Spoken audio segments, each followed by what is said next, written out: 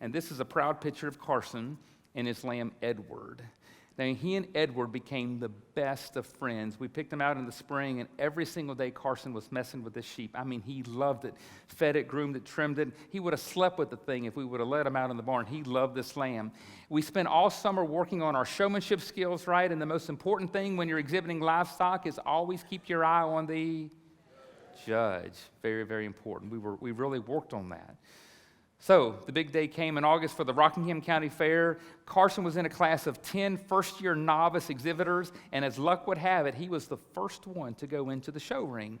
Now, we spent all summer learning about keeping your eye on the judge, and I realized that day that sometimes when we're giving advice that kids can take that pretty literally sometimes, and they really pay attention, and sometimes we realize as parents that maybe we forgot to impart a little more information.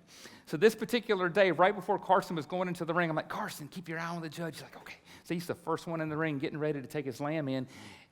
When you walk into the ring, there's always the judge, of course, but on this particular day, there were two individuals in the show ring.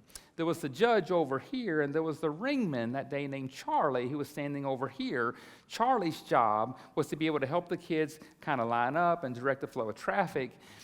I never told Carson about Charlie being a ringman. And I realized very early on that was a very critical mistake because Carson was the first one in the show ring, and as he goes into the ring with his lamb, the very first person he sees over here is Charlie, and in Carson's 9-year-old mind, he thinks Charlie's the judge. And he locks his eyes on Charlie, and he never takes them off of him, ever. So the whole time during this show, Carson, everywhere he goes, he's got his eyes focused on Charlie. He's the hardest working kid in the ring that day. Imagine 10 4-H members lined up here, 10 exhibitors lined up. The judge is over here. 9 of the exhibitors are all looking this way at the judge. 9. And then there's Carson looking over that way at Charlie. Let me tell you, this was the best part. At the very end, all right, the judge is coming around to actually talk to the exhibitors and put his hands on the lamb and everything. When the judge comes around to talk to Carson, he turns his back to the judge so he can continue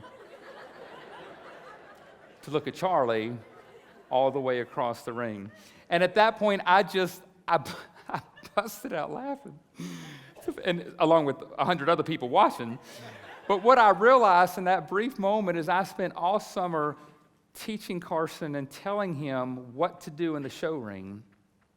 And on that very day, I forgot to take 10 seconds to show him who he needs to follow. I thought about that for many, many days following the show, and I thought, it's pretty good advice for all of us in life, isn't it?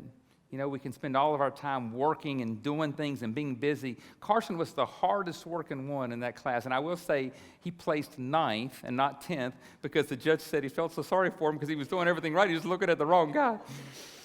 But I learned, sometimes we spend all of our time working so hard. We're doing. But if we're not following the right things, then everything that we're working on is really, it's all for nothing.